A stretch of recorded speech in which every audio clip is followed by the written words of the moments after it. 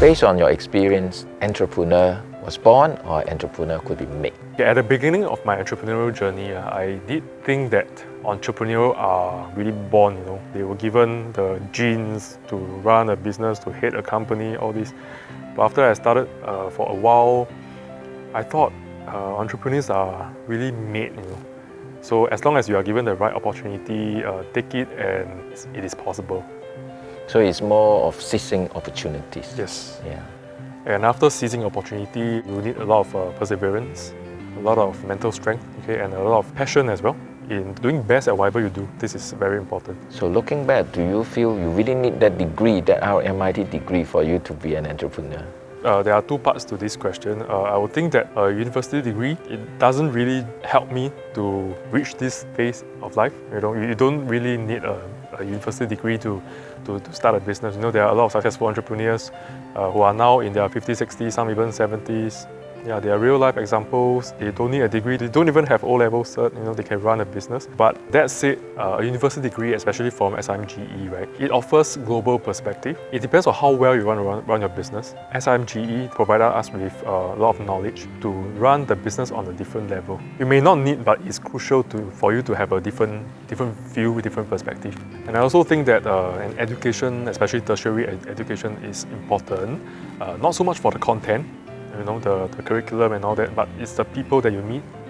It's the people, the students, the peers that we meet. Ultimately we are going to progress together in the society. And also we get to have a very close interaction with lecturers because they are industry leaders. And they were industry leaders, in fact.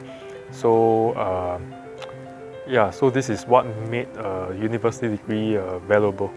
What do you think are the biggest lies, that you've heard other people talk about being an entrepreneur? People mention that being an entrepreneur is very glamorous, it must be very rich, you must have a strong financial backing, you must be lucky, So I think all these kind of things are not entirely lies, but it's more of a mixture of everything. So you do need to have a proper funding. You are glamorous, but it's just that at the background, who sees your hardship? The only thing that people see is the outside. When we do a lot of marketing to cover up, it takes a lot of perseverance. I used to not draw salary for about 6 months, so this is how bad. And then I have to sacrifice on a lot of commitments, time management. The more I focus in the business, the less I have focus in other areas. So this is something that nobody can see, except for the family. And do you think this success is because of you or because of SIM Global Education? I think that SIMGE has really played a part in helping to develop this journey.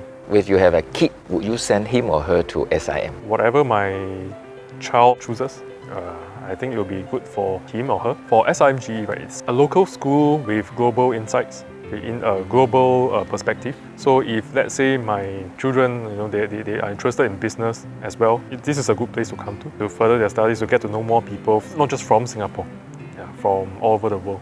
Do you have any advice to our students? Probably 5 years upon graduation, it will be the best time to work for a smaller company, so that you get to do everything. You get to learn from scratch, you get to talk to the direct boss, who happens to know maybe more things than what a departmental manager in MNC would know.